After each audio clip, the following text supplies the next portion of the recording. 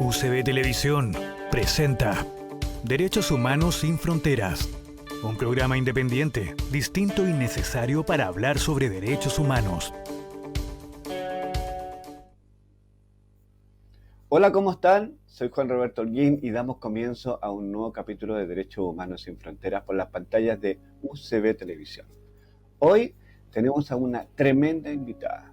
Tiene un currículum extenso y por supuesto estamos hablando de una abogada de Derechos Humanos, directora jurídica de Derechos Humanos sin Fronteras, maestría en Gobierno y Desarrollo en Entidades Territoriales, experta en Derecho Administrativo y especialista en Derechos Humanos. Participó también en la Cuarta Comisión de las Naciones Unidas y panelista en la Radio Universidad de Chile y UCB Televisión también.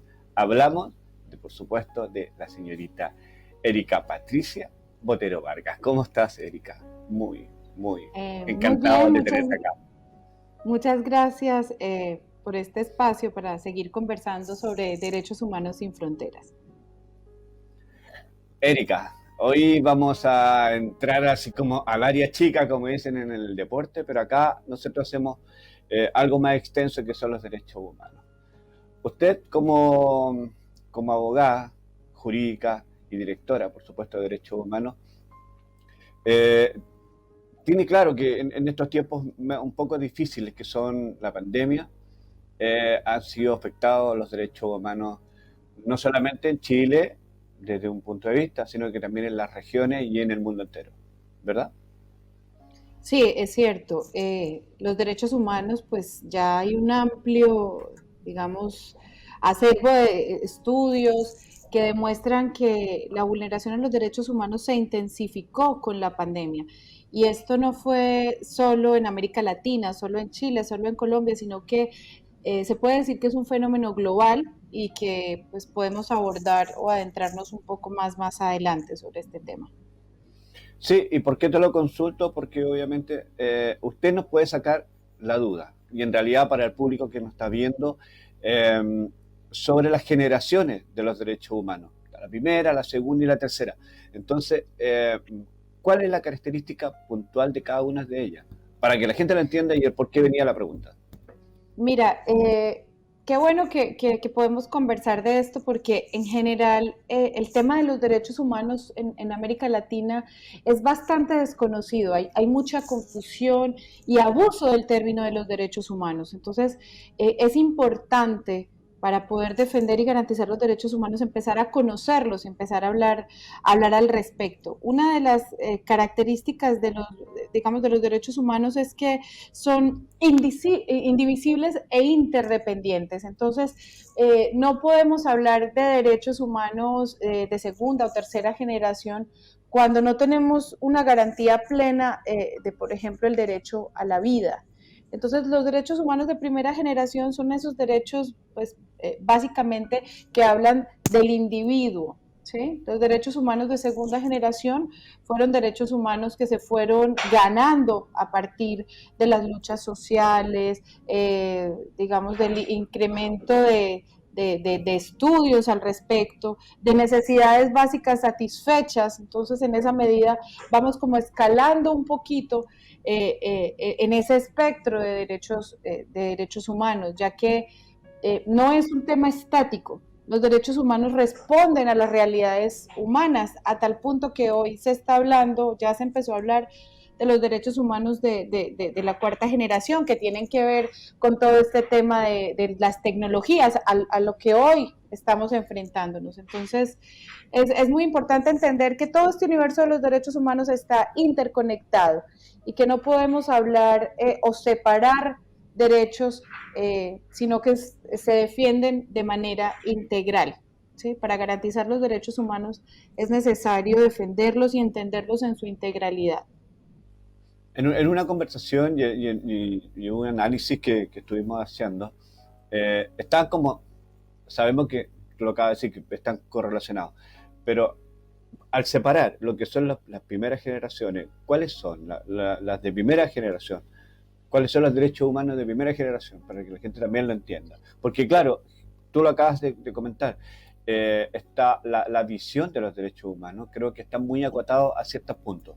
Entonces, pero Exacto. no en el contexto general. Entonces, ¿cuáles son los derechos humanos de primera generación? Mira, los Usted de que es la primera experta. generación, los de primera generación tienen que ver con derechos individuales y corresponden a esos derechos civiles y políticos, ¿sí? Todo esto se deriva y vienen desarrollándose desde todo el tema del proceso de Revolución Francesa, todo esto e impone al Estado obligación de respetar ciertos derechos de los ciudadanos como la vida, la igualdad ante la ley, prohibir la tortura y ciertas libertades. Yo podría definir que básicamente los derechos de primera generación tienen mucho que ver con la vida y la libertad, ¿sí?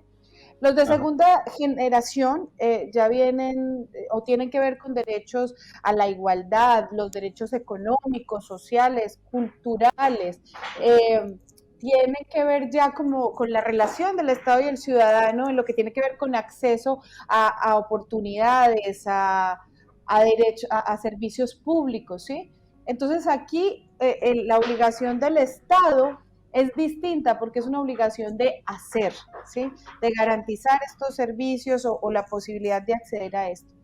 Y los de tercera generación son colectivos y también tienen que ver con la evolución que ha tenido la humanidad, la amenaza al planeta, el cambio climático, todo esto. Entonces estos de tercera generación tienen como eje la solidaridad y vernos como planeta, como un colectivo, digamos que tiene consecuencias para la pervivencia de la especie. Ahí vienen derechos como a la paz, ¿sí? Entonces, todo este desarrollo es el paquete general de derechos humanos que, bien lo dices tú, muchos estados o muchas organizaciones defensoras de derechos humanos se enfocan en alguno de estos aspectos y se les olvida que todo esto es una integralidad. Entonces es muy importante tu observación.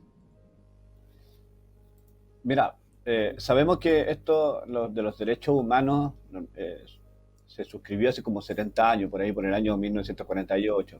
Y si mal no recuerdo, como por ahí en diciembre del año 48. Se sabe que algunos países velan por el cumplimiento de esta, pero también desgraciadamente y por influencia externa, estas dejan de ser prioridad para algunos estados. ¿Qué me dice de aquello? Pues mira, yo creo que el gran triunfo del tema de la Declaración Universal de Derechos Humanos es que justamente se volvieran universales, a tal punto que todos los estados, sin excepción, tienen ratificados por lo menos uno de los tratados básicos de derechos humanos y por lo menos uno de los 9 protocolos opcionales. Es decir, de una u otra manera, el alcance de estos instrumentos jurídicos de derechos humanos ha llegado en mayor o menor medida a todos los estados, ¿sí? Y el reto es, obviamente, o el desafío es que cada vez se puedan defender aún más la integralidad de los derechos humanos, pero creo que sí fue un gran logro como la universalidad del reconocimiento de estos derechos. Hoy en día usted es la directora jurídica de una ONG que se llama Derechos Humanos Sin Fronteras. Eh, ¿Nos puedes hablar de ello? Claro, mira, yo vengo trabajando en el tema de derechos humanos en Colombia como analista, digamos, de realidades políticas y jurídicas en varios países y en Chile, eh, donde hay una gran organización y movilización ciudadana y una necesidad de defensa y protección de derechos humanos y un gran interés de la ciudadanía por estos temas. eh, Venía gestándose esta idea de derechos humanos sin fronteras que viene desde Argentina, esto es una iniciativa de organizaciones sociales y defensoras de derechos humanos de varios países, en especial en Argentina, las abuelas de Plaza de Mayo, ¿sí? Ellas piden hacer un capítulo en Chile donde pudiese existir una organización neutral, una organización que pudiera tener libertad y defender los derechos humanos sin importar la afiliación política de las personas, su origen étnico, económico, ya que muchas veces la defensa de derechos humanos responde, como la mayoría de las cosas, a intereses, ¿sí? Entonces la idea es con esta organización tratar de defenderlos obedeciendo al interés de su protección en sí mismo, tratar de que se permee lo menos posible por intereses económicos o políticos o de algún otro tipo. Entonces yo creo que ese es el gran plus de Derechos Humanos Sin Fronteras y es la defensa universal de los derechos humanos sin importar digamos, la orilla política o étnica o religiosa en que se encuentren las personas y organizaciones. Sí, bueno, también tuviste una súper destacada participación en la cuarta comisión de las Naciones Unidas. ¿Nos podrías dar a Eh, conocer esa tremenda participación? Porque obviamente para nosotros también es un orgullo que lo hagas, de hecho. pues bueno, muchas gracias por pensar eso, pero pues eso hace parte del trabajo digamos, muchas personas en el mundo y chilenas han gestado, eh, digamos, su lucha y organizarse para estas causas. O sea, no he sido yo, sino que yo de alguna manera participé y ayudo a muchas personas que ya vienen trabajando y que preceden el camino, pero pues tuvimos representación allá participando, pues porque Derechos Humanos Sin Fronteras no tiene fronteras. Entonces nosotros tenemos una cercanía con el pueblo saharaui en África, un grupo étnico que pues, tiene todas las dificultades del mundo por estar en medio digamos, de un conflicto surgido a partir de la descolonización y nosotros pues luchamos por darles voz y por acompañarlos en este proceso para que sea, digamos, con garantía a los derechos. Yo en especial, pues, digamos, tengo gran sensibilidad porque yo vengo de Colombia, un país en guerra, un país donde el conflicto ha marcado su historia, donde hay una institucionalidad bastante grande e interesante con el tema de víctimas y he tenido la oportunidad de trabajar bastante el tema étnico, que es un tema que a mí pues me mueve el corazón, ¿sí? Entonces, pues esto ha sido digamos, una gran oportunidad de trascender fronteras y de que nuestra organización tenga presencia, no solo en Chile, sino que pues actúa y acompaña causas en este momento en 3 continentes. Y eso es pues un gran orgullo pues poder ayudar a todas las personas que sea posible.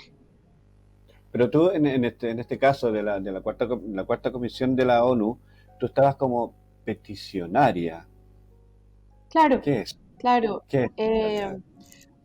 pues que nosotros vamos y le pedimos al organismo, pues hay ciertas demandas, hacemos llamados frente a temas a los países que tienen asiento en Naciones Unidas y llamamos la atención sobre diversos temas, ¿sí? Sobre temas que es necesario alzar la voz, que es necesario contarle al mundo cosas que están pasando, que es necesario pedirle a estas instancias transnacionales o supranacionales eh, que actúen frente a diferentes temas. Y nosotros en este caso, pues hablamos sobre el tema del Sahara y del conflicto en el Sahara.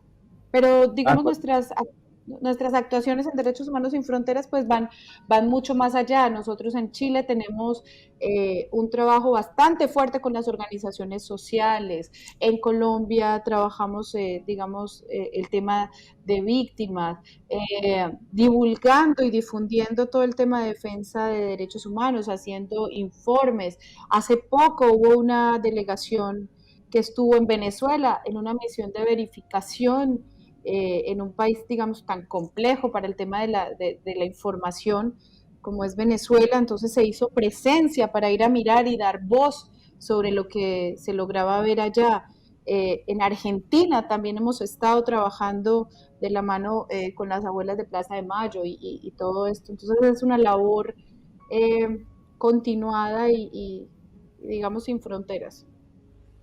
Y en este caso fue donde conoció a Alonso Tobón, que nuestro entrevistado de la semana pasada.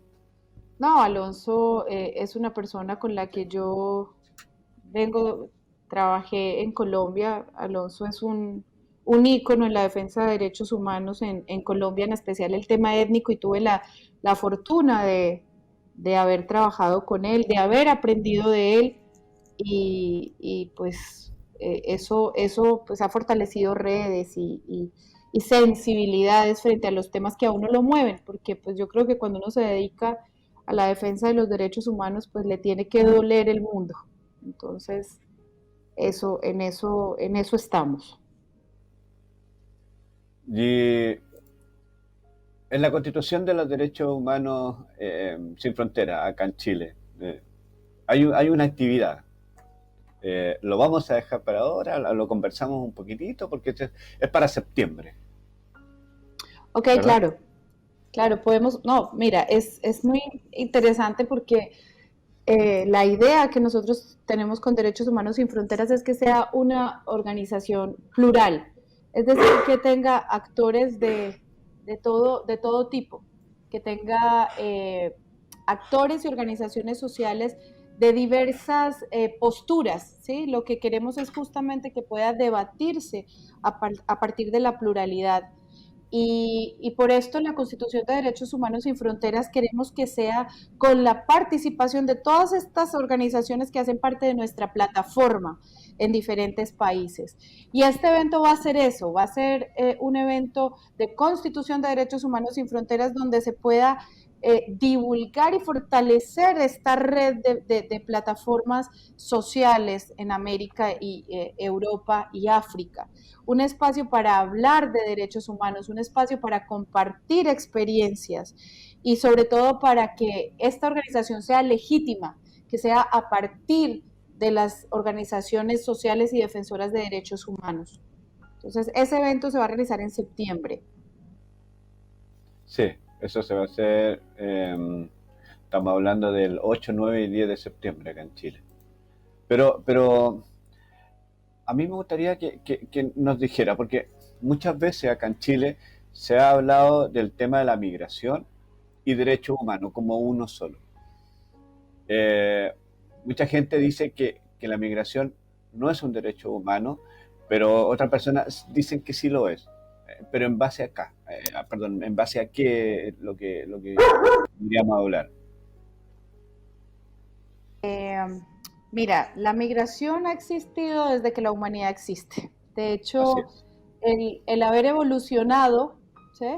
Se da a partir de que la especie necesita migrar, necesita buscar recursos, el conocimiento, la ciencia, el comercio, se ha dado a partir de la posibilidad de migrar.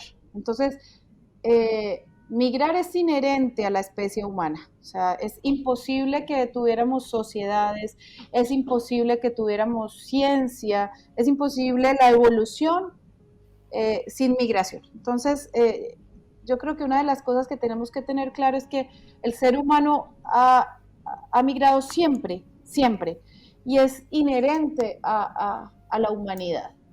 Es un fenómeno que no es un fenómeno actual, que es un fenómeno de siempre, siempre hemos migrado, siempre en las sociedades, siempre en la historia hemos tenido, digamos que la migración eh, como, como algo normal de las, digamos, de las sociedades.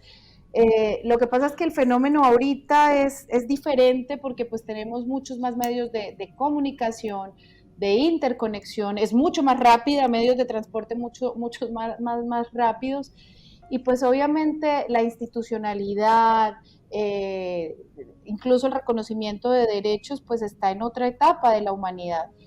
Y los países con esta velocidad muchas veces no estamos preparados para recibir a las personas que migran, en especial en el continente, eh, que está desbordado y está desbordado por diferentes temas. Entonces aquí hay que mirarlo desde dos perspectivas, desde la perspectiva del país expulsor, desde el país que de una u otra manera no cumple la responsabilidad con sus ciudadanos de darles seguridad, de darles garantías económicas, de darles garantías de protección a su vida, por ejemplo, y desde la perspectiva del país receptor, porque los países tienen que afrontar unos desafíos en donde lo que se ha logrado, donde su economía, donde su cultura y todo, pues no está preparado para la recepción de tantas personas de una manera tan rápida. La integración a las nuevas sociedades no se da de una manera organizada, entonces eso pues crea desequilibrio,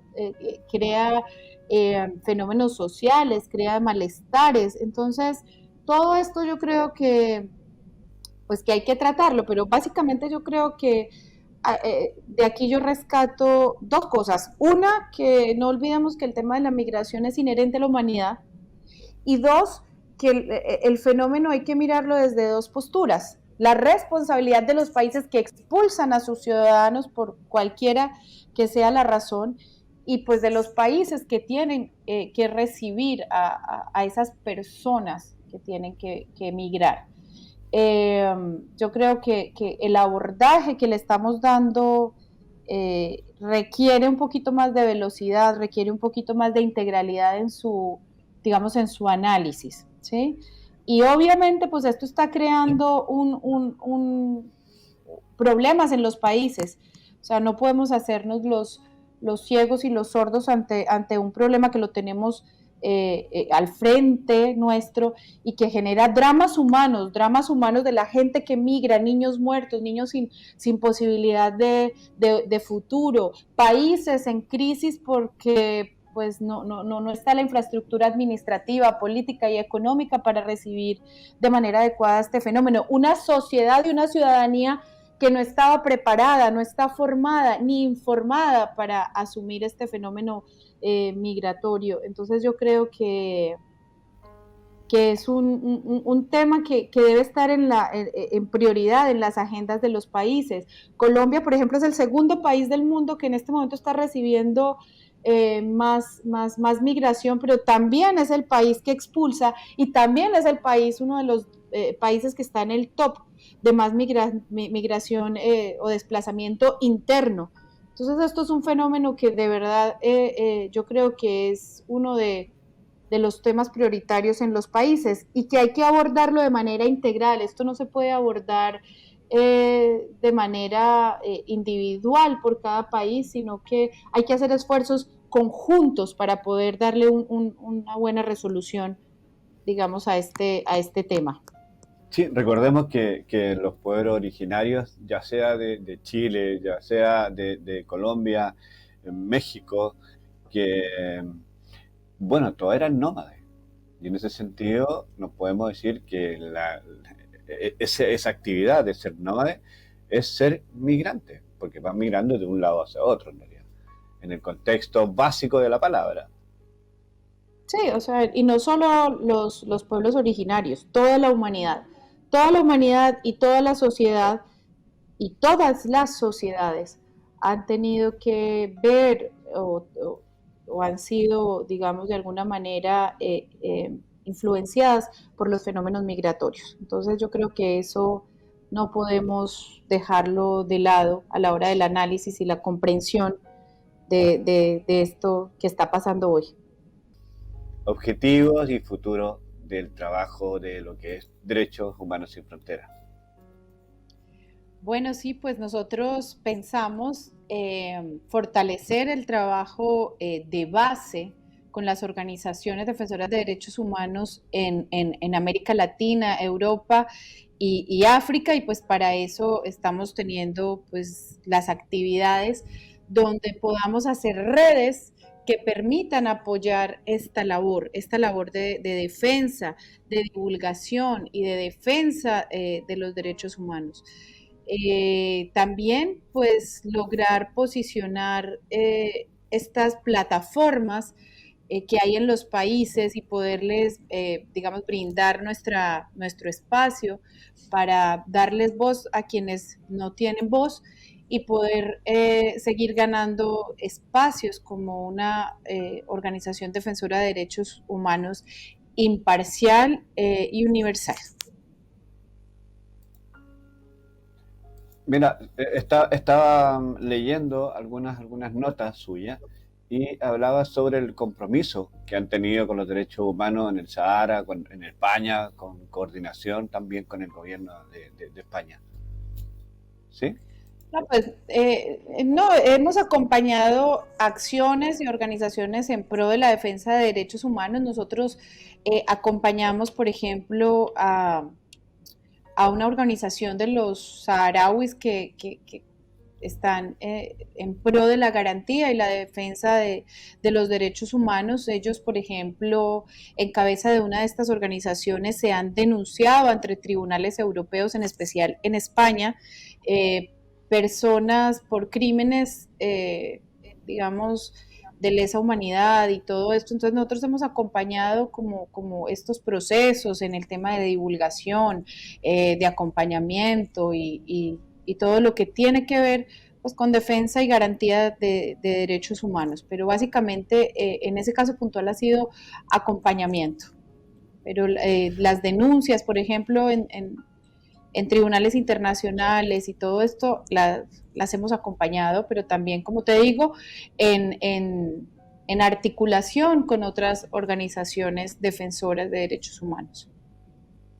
Sí, pero y entonces, en base a lo que tú estás comentando, ¿cuáles son las obligaciones de los estados en el ámbito de los derechos humanos? Mira, hay algo bien interesante. A veces en el imaginario está que la obligación de la protección y garantía de derechos humanos es solo de los estados. Pero a mí me parece muy, muy, muy importante recalcar que yo creo que es mixta, es entre Estado y sociedad. Yo creo que como sociedad tenemos obligaciones frente a la garantía y protección y defensa de los derechos humanos y hay que empezar o seguir empoderándonos. Pues no en vano, gran parte de los avances que se han dado en los países frente a la defensa de los derechos humanos es a partir de las iniciativas y del empoderamiento de la ciudadanía y de las sociedades en este tema. Sin embargo, los estados, pues obviamente tienen la carga más grande frente al tema de la protección de los derechos humanos y vienen como en tres categorías. Una yo la llamaría de hacer, otra de no hacer y otra de cumplir. Entonces, la primera obligación es la obligación que tienen los estados de respetar los derechos humanos. Es decir, los estados en teoría no pueden interferir en el goce que las personas hagan de los derechos humanos. Entonces, la primera obligación de los estados es respetar, no hacer, no interferir. Es una obligación de no hacer, de abstenerse, de actuar de forma contraria a los derechos humanos. ¿Sí? Entonces, primera obligación de los estados, respetar, no interferir en el goce efectivo, en el goce amplio de los derechos humanos. La segunda obligación de los estados es proteger, ¿sí? Los estados tienen que actuar, tienen que adecuar su normatividad, su aparato administrativo, su aparato jurídico, militar, lo que sea necesario para proteger y garantizar los derechos humanos. Y la tercera medida que yo quisiera extenderme ahí un poco es la de cumplir. ¿Cumplir qué? Sus obligaciones frente al tema de derechos humanos. Recordemos que, como veníamos hablando antes, los estados ratifican, de acuerdo a su normatividad interna, instrumentos jurídicos que se obligan a cumplir. Entonces, esa tercera obligación jurídica de cumplir a lo que se comprometen frente al tema de los derechos humanos, los obliga a hacer y a diseñar medidas positivas o medidas afirmativas para facilitar ese disfrute de los derechos humanos sin discriminación. Y aquí, digamos, entramos a un tema que a veces se nos queda de lado, que no es solo hacer, sino hacerlo de manera especial y diferente para que todos logren acceder a los derechos humanos. Entonces aquí entra el tema de género, el tema de edad, el tema étnico, a tomar, digamos, relevancia en esta garantía de derechos humanos. Sí, pero también, mira, acá tú lo estabas comentando y no puedo dejar de consultar lo siguiente. Claro, los estados tienen que proteger a la sociedad, pero también hablamos hace poco rato atrás sobre la migración. Entonces, cuando hay una migración que está desatada, por lo menos yo me voy solamente en el caso de Chile, que hay muchos pasos que no son lo normal. Ha entrado en tema de pandemia mucha gente por pasos no habilitados y en forma clandestina. Entonces, claro, y el Estado tiene que proteger a la sociedad de esa migración desatada que no cumplió su rol, ¿verdad? Pero también lo que tú estabas comentando, que la migración también es parte de lo que es los derechos humanos. Entonces, chuta, yo creo que la gente, y yo me puedo hacer parte de la duda que queda, ¿cuál es lo que se podría hacer en ese sentido? Tanto el Estado para proteger a la sociedad y también proteger al migrante que viene en forma regular, por supuesto, no irregular. Mira, yo pienso que primero no se nos puede olvidar que los países, los estados son soberanos, ¿sí? Y que hay que respetar la normatividad de los países. Chile en este caso tiene una normatividad que todos debemos respetar, y más aún el migrante, o sea, no podemos desconocer esa institucionalidad y el respeto a la normatividad jurídica y a la soberanía de los países. Es decir, yo no puedo entrar a una casa sin que me inviten o de manera forzosa, ¿sí? Entonces yo creo que eso hay que tenerlo muy claro porque a veces hay una línea muy difusa y pensamos que con la consigna de los derechos humanos podemos transgredir todo y no es cierto. Pero también Sí, es cierto. muy delgada esa Sí, línea que obviamente exacto. llama a la confusión. Pero también es cierto que los países, tanto como lo decía antes, los expulsores como los receptores, a mi modo de ver, deberían adecuarse de manera oportuna a este fenómeno. Es decir, la institucionalidad de los países receptores debe responder al fenómeno que es una realidad. Entonces debe tomar las acciones para defender digamos, su soberanía, obviamente con los límites, ¿sí? De los derechos humanos, o sea, actuar sin uso desmedido de la fuerza, respetando la vida, pero obviamente las dos cosas se concilian, ¿sí? No es una cosa, no, digamos, no desdibuja la otra, por el contrario, se armonizan, pero yo creo que hay que actuar de manera oportuna, todo el aparato institucional, responder de manera adecuada, pero no es solo una responsabilidad del país que recibe, también del país que expulsa, de los países fronterizos que permiten esos pasos, etcétera. Entonces, por eso yo decía que esto tiene que ser una estrategia conjunta, porque somos, en este caso, digamos, de Sudamérica o de América Latina, tenemos que trabajar de manera conjunta, porque de manera conjunta podemos garantizar los derechos de la población migrante, pero también salvaguardar no solo la soberanía de los países, sino sus economías, su orden público y todo este tipo de cosas que digamos, son inherentes a este fenómeno de la migración. Tú, que has tenido una visión un poco más extensa de lo que ha sucedido, por lo menos en lo que es América Latina, y te digo América porque obviamente también Estados Unidos, Canadá, México, también son parte de América. ¿Tú ves algunas falencias que se podrían mejorar? Yo pienso, por ejemplo, que los trámites todo el tema administrativo para la migración podría mejorarse. Yo me devolvería un poco, mira, hay países que han logrado a partir de la migración una gran riqueza, ¿sí? Y lo han tomado como un gran potencial, ¿sí? Han tomado lo mejor de la migración y han capitalizado eso para ser quienes son. Estados Unidos no hubiese logrado ser la gran potencia mundial si no hubiese sido por capitalizar esa migración.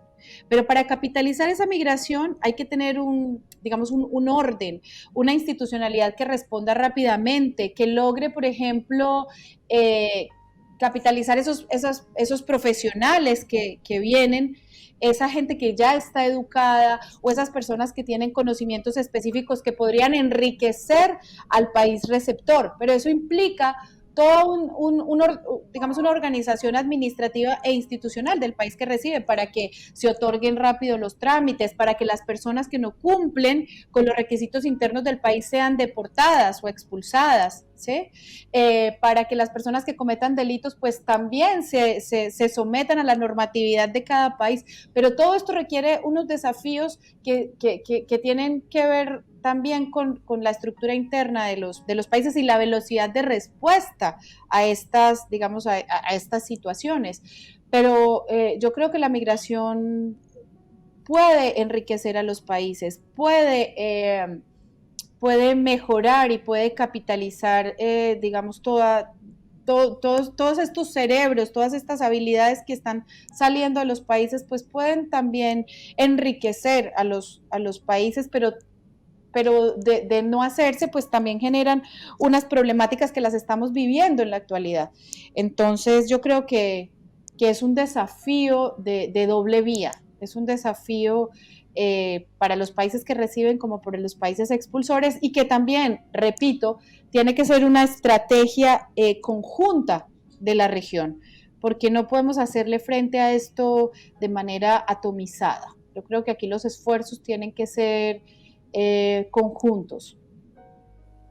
Sí, bueno, como ejemplo hay varios, tú lo acabas de nombrar, tenemos Estados Unidos, podemos decir que Canadá también, Australia y por supuesto Suiza, un país donde tuve el honor de conocer y por supuesto vivir un tiempo allí, que han hecho de la migración algo sumamente importante como país y también para la región.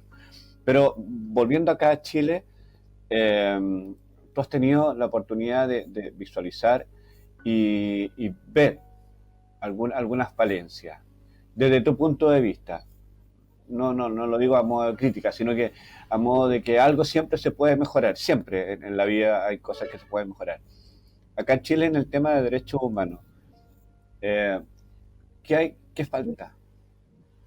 Mira, yo creo que hay que empezar por un tema importante recalcarlo, pues que la responsabilidad no es solo chilena, digamos, mi país ha sido un país expulsor de personas por no hacerse cargo digamos, de garantizar justamente los derechos humanos allá y mucha gente ha tenido que huir por su vida, por la vida de sus hijos, porque han masacrado a su familia ante los ojos de sus hijos, o porque simplemente se mueren de hambre, o porque el narcotráfico, la guerra, el Estado no ha sido capaz de recuperar el control, ni hablar de Venezuela. Entonces, primero que todo es digamos, responsabilizar a cada cual en lo que le toca. En el caso de Chile, yo pienso que podría mejorarse un poco la velocidad de los trámites administrativos para que el migrante que cumpla los requisitos del Estado chileno pueda aportarle a la sociedad de manera rápida, pueda pagar impuestos rápido, pueda tener su visa y trabajar de manera adecuada y prontamente pueda responderle al Estado chileno de manera oportuna, ¿sí? Yo creo que administrativamente hay cosas que se pueden mejorar, pero recordar siempre que la responsabilidad también es del país expulsor. Y creo que también podría hacerse un tema de conocimiento y sensibilización, tanto para el migrante que sepa cómo integrarse mejor a la sociedad chilena, cómo respetar un poco más todo el tema de la sociedad chilena y también a la sociedad chilena a sensibilizar un poco con el tema de la migración para evitar temas de xenofobia, pues que finalmente cuando se arraigan en una sociedad perdemos todos. Entonces creo que eso podría ser desde mi perspectiva y mi visión. Sí, bueno, acá en Chile hace muchos años, estoy hablando por ahí del año 90, un poco más, años 2000, se perdió en la malla curricular estudiantil la educación cívica. Y por supuesto allí se hablaba, y yo tuve el honor en ese tiempo de estudiar, cuando estudiaba en enseñanza media, nosotros teníamos educación cívica. Y, y es por ello que divulgar lo que son los derechos de las personas, los derechos humanos también, es sumamente importante para la sociedad. ¿Estás de acuerdo de eso? Volver, Mira, por decir de esta forma. estoy muy de acuerdo. Yo creo que esto no es un tema solo de Chile, sino que se ha extendido por varios países de América Latina. Y en las mediciones que se hace, eso como dicen, cobrado factura. Se ha empezado a notar las consecuencias de eso y y de la historia. Fíjate tú que cuando sacan historia, digamos, de la intensidad horaria que se requiere y con la profundidad que se requiere, por ahí dicen que el que no conoce su historia está condenado a repetirla. Entonces yo creo que hay una necesidad urgente, no solo en Chile, de retomar y reforzar este tipo de conocimiento de formación cívica y ciudadana, y también el tema de historia. Yo pienso que la historia es fundamental para lograr entender fenómenos, para interpretar el tema de las políticas públicas de manera adecuada, para no repetir los mismos errores, por ejemplo. Eh, yo creo que es fundamental y eso sería y haría un bien grandísimo, pero no es un mal que tiene solo Chile. Hay varios países, en especial en América Latina, que es lo que yo más conozco, que tenemos este problema y que hoy en día pues está viendo la consecuencia de haber tomado esta decisión. Entonces tenemos unas generaciones o una sociedad hiperinformada, porque ahorita tenemos muchísimo más acceso a la información, pero pero que con muchísimo más desconocimiento de los temas estructurales. Entonces yo creo que eso es una doble amenaza, porque yo creo que las sociedades no están preparadas para este bombardeo de información, el fenómeno de las fake news, de qué hacer con tanta información que no sabemos si es falsa. De hecho, ese es uno de los desafíos de los países, de la política, de las sociedades hoy en día. Entonces yo creo que hay que hacerle frente a esta nueva realidad, que es no solo la falta de conocimiento, sino el exceso de información y la rapidez de la información. Sí, bueno, de hecho, una de los trabajos que está haciendo Derechos Humanos Sin Fronteras como organización es esto, difundir, y bueno, y tenemos el agrado de que fuimos acogidos por UCB Televisión para conocer este tipo de actividades, este tipo de temas que son candentes, son importantes y sin duda algo importante para Derechos Humanos Sin Fronteras. ¿Sí? Sí, qué bueno que lo mencionas, pero uno de los objetivos digamos, de nuestra organización es la difusión del tema y divulgación del tema de derechos humanos. Entonces, este espacio también se hizo para conocer eh, en otros países y en Chile, ¿qué está pasando con el tema de los derechos humanos? ¿Qué hemos hecho mal? ¿Qué hemos hecho bien? ¿Cuáles son las alertas que como sociedad chilena tenemos que tomar de situaciones que se han venido dando en otros países? ¿Qué podemos aprender? ¿Qué podemos evitar? Yo creo que estos espacios de conversación, porque somos un solo planeta y lo que pasa en un lado impacta en otro y en un mundo globalizado como el que tenemos ahora, globalizado económicamente, medioambientalmente, o sea, ya la época en que pensábamos que éramos países soberanos en los que podíamos hacer cualquier cosa, yo creo que eso ya obviamente la pandemia nos demostró que no es posible. Todos estamos conectados y lo que pasa en un lado impacta en otro, sea Es económicamente, repercute. sea en el tema de la migración, incluso el cambio climático. Eh, un país que dé mal manejo a sus recursos naturales genera pobreza y genera migración y genera inestabilidad política, inestabilidad en el tema de seguridad. Entonces, yo creo que hay que abordar estos temas desde un abordaje integral porque no estamos solos en el mundo y lo que pasa en un lado le pega o le impacta al otro. Entonces, este espacio también es para conversar sobre lo que está pasando, para aprender, para desaprender, para ver alertas, para contarle al mundo lo que Chile tiene que contar de su historia, de lo que los otros países pueden aprender de Chile, de lo que Chile puede aprender, puede ver, puede debatir, es dar espacios para también para debatir y analizar, y más en el contexto de hoy, que es un contexto de cambios. Entonces yo creo que un espacio como este es sumamente valioso e importante para la defensa y garantía de los derechos humanos, porque los derechos humanos tienen, digamos, muchas formas de defensa y de lucha.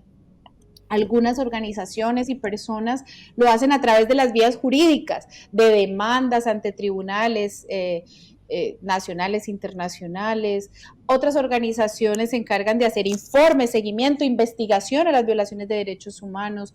Otras se encargan de difundir y de divulgar el tema de derechos humanos, de que haya conocimiento sobre el tema de derechos humanos. Y así todos, digamos, tenemos distintas misiones, por decirlo de alguna manera, y distintos roles en la garantía de los derechos humanos porque es integral y porque son muchísimas las aristas y las perspectivas en las que se requiere para defender los derechos humanos. Entonces, todas las iniciativas son bienvenidas. Tú hablabas al principio del programa sobre las Abuelas de Mayo, que también es una gran institución y que ha permitido también dar pie para muchas cosas a nivel del Cono Sur. ¿Sí?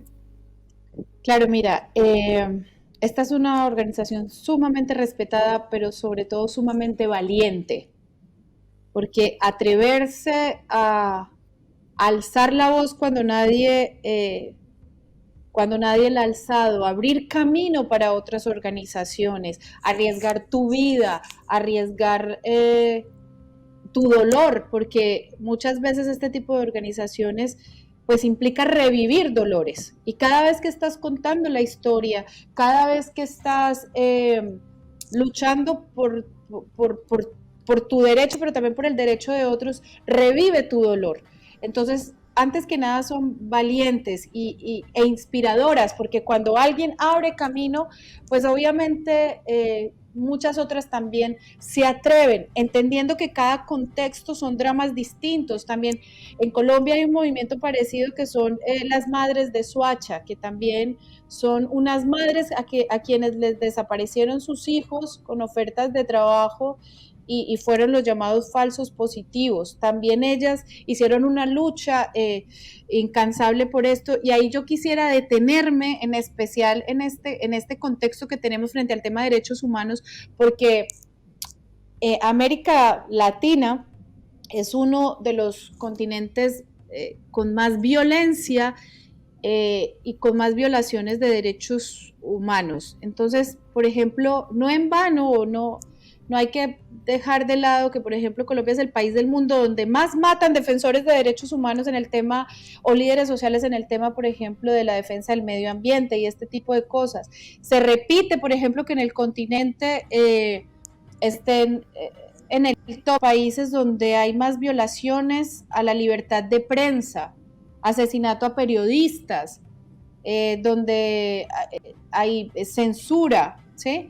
Entonces, el continente obviamente requiere muchos esfuerzos y nosotros pensamos que hay que vincular y unir todos estos esfuerzos de gente valiente, de gente adolorida además, porque son unos dramas humanos que a veces son impensables para unas sociedades más pacíficas. A mí me sorprende cuando en algún país o con personas de otros países yo cuento experiencias de lo que se vive, por ejemplo, el conflicto colombiano, no les cabe en la cabeza, les parece increíble que la humanidad pueda llegar a tener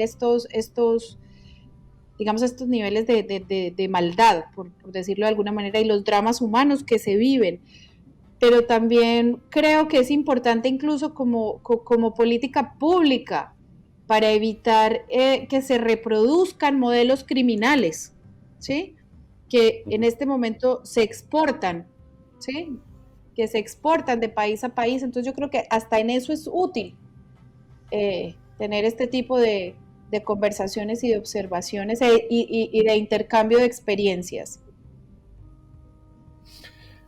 Rico, de verdad es sumamente satisfactorio escuchar este tipo de conversación, este tipo de temas. Y bueno, tú sabes que acá el tiempo de repente se nos acaba. Erika Patricia, expláyate en un par de minutos lo que quieras decirle, por favor, a la audiencia que te está viendo, te está escuchando muy, muy atentamente. Y así lo vemos en las redes sociales.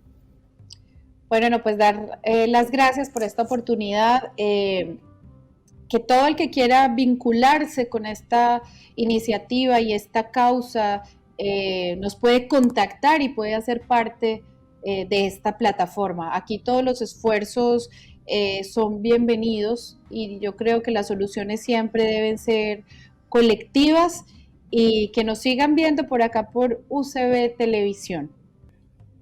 Y bueno, la invitación la acaban de escuchar de voz de Erika Patricia. Síganos. No solamente a Derechos Humanos Sin Fronteras, sino que también capítulo a capítulo, porque cada día estamos para ustedes, para darle a conocer lo que usted necesita saber de derechos humanos. Así que nos volvemos a ver en el próximo capítulo del próximo fin de semana. Que tengan muy buen día. UCB Televisión presentó Derechos Humanos Sin Fronteras, un programa independiente, distinto y necesario para hablar sobre derechos humanos.